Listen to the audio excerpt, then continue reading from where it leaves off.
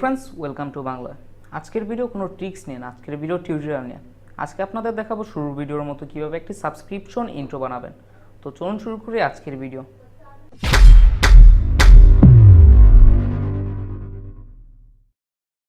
So friends, এর জন্য আপনাদের একটি টেমপ্লেট ফাইল প্রয়োজন হবে। এই টেমপ্লেট ফাইলটি ডাউনলোড লিঙ্ক আমি ডিসক্রিপশনে দিয়ে দিয়েছি, আপনারা চাইলে সেখান থেকে ডাউনলোড করে নিতে পারেন। এটি ডাউনলোড করার পর আপনাদের এক্সট্রাক্ট করতে হবে। যেমন আমি এখানে এক্সট্রাক্ট করে রেখেছি, এরকম একটি ফোল্ডার হবে। এরকম ফোল্ডার হওয়ার পর আপনাদের কম্পিউটারে আফটার এফেক্টস সফটওয়্যারটি রান করতে হবে। সো এখন আমি কম্পিউটার সফটওয়্যারটি রান করছি।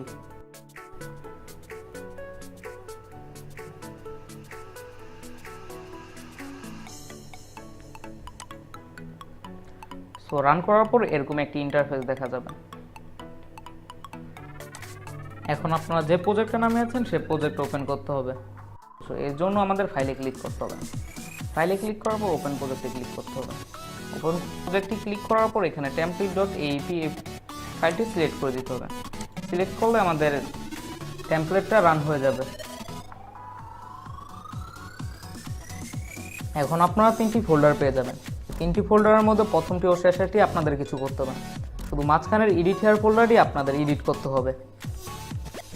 তো এর মধ্যে প্রথমে প্লেস ইউর লোগো, এখানে আপনাদের লোগোটাই বসাতে হবে। তো এর জন্য আপনাদের রাইট বাটনে ক্লিক করে মাউসের রিপ্লেস ফুটেজ এখানে ক্লিক করতে হবে। এখানে ক্লিক করার পর আপনাদের লোগোটা সিলেক্ট করে দেবেন। যেমন আমি আমার লোগোটা সিলেক্ট করে দিচ্ছি।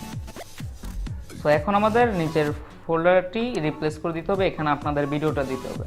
সো এখানে রাইট বাটনে ক্লিক করে রিপ্লেস ফুটেজে ক্লিক করবেন, তারপর ফাইলে ক্লিক করবেন।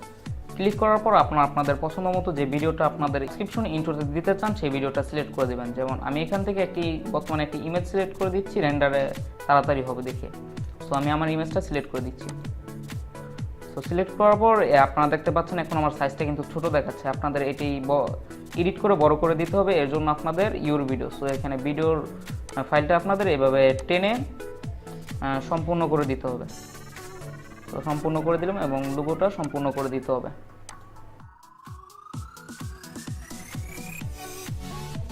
এভাবে সম্পূর্ণ করার পর আপনারা এখানে ফুলে ক্লিক করে আপনাদের ভিডিওটা দেখতে পারবেন। সো এখন আমি প্লে করে দেখাচ্ছি কেমন হয়েছে আমার ভিডিওটা।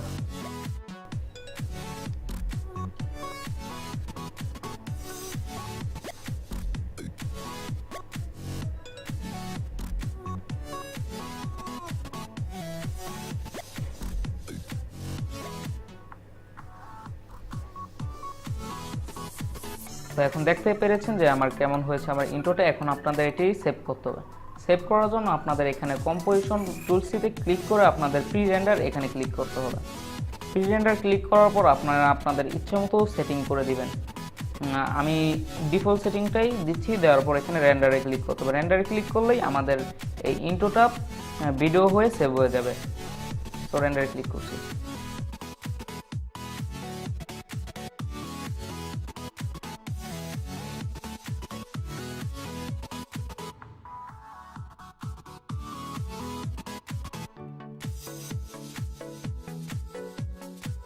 সো ফ্রেন্ডস, এখন আমাদের রেন্ডার কমপ্লিট হয়ে ফাইলটি সেভ হয়ে গেছে। সো দেখতে পেলেন এটি কত সহজভাবে করা যায়।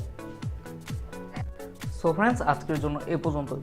যদি কিছু না বুঝে থাকেন তাহলে তা অবশ্যই কমেন্ট করে জানাবেন, আর যদি আরও কিছু জানতে চান তাও কমেন্ট করে জানাবেন। আর ভিডিওটি ভালো লেগে থাকলে অবশ্যই লাইক করবেন, শেয়ার করবেন এবং সাবস্ক্রাইব তো করবেনই।